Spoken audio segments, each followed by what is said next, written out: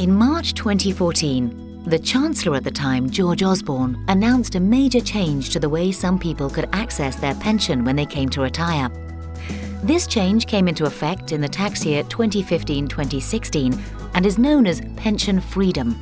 This video will explain the change, who it affects, what it means, and some of the key things you will need to look out for. Pension freedom does not apply to all types of pension. We're only really talking private pensions, where you and/or your employer saved up a pot of cash for retirement. These are known as defined contribution or money purchase pensions. It doesn't apply to the state pension, nor in the main part does it apply to pensions where what you're paid is a proportion of your final salary, known technically as defined benefit pensions. Before the pension freedom changes came in, the typical option used by most people was to cash in their pension, take 25% as a tax-free sum, and use the remainder of the money to buy an annuity, a product that pays you an income each year until you die. Now, under the new rules, you can take the pot freely and in a flexible manner, including if you choose all the pot in one go. You should note, however, that you cannot do anything with the pension in terms of using the freedom rules until you have reached the age of 55. From that age, you can access your pension to help you in retirement. This includes withdrawing all the money in one go. However, this is rarely a good idea. First off, the new rules still only allow 25% of the pot to be taken as a tax-free sum. That means, should you take all the pot in one go, 75% will be taxed and at your highest rate of income tax.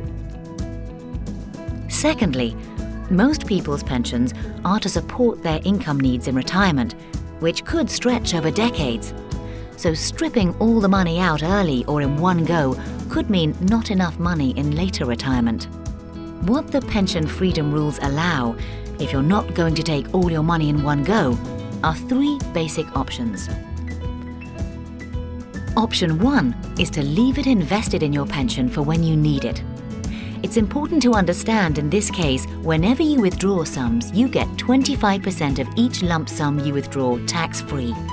For example, if you had £100,000 in your pension and took £10,000 out, you'd get £2,500 of it tax-free.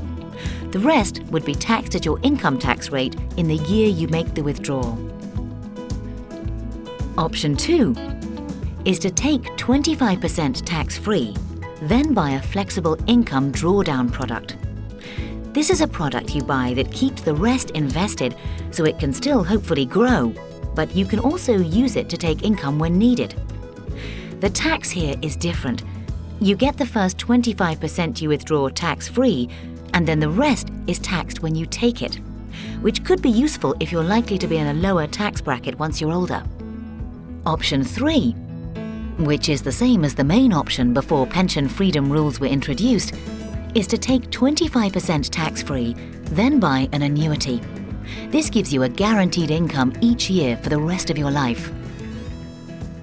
It is worth pointing out that you're not forced to do one thing. You can combine any of these options, and this may be a sensible way to proceed in many cases. These are the basics. If you are in a position either now or in the future where the pension freedom rules affect you, what do you need to be thinking about?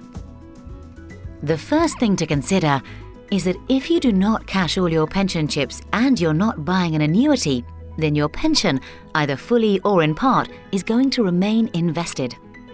Therefore, you need to consider where you should invest it, the risk on the money left in the pot, and the costs and charges you will incur. You have many choices with all these factors. Secondly, you will need to think about how much income you will need and when, what other income sources you have, and how you will be best accessing your pension. This can be a complicated estimate stretching over many years. In this regard, using a long-term income and expenditure forecast can be very beneficial. Third, you will need to consider your wider financial position, your health, and your future financial risks, such as living for a very long time. With all these factors, we have the experience and expertise to help you and to work through all the factors you will need to consider.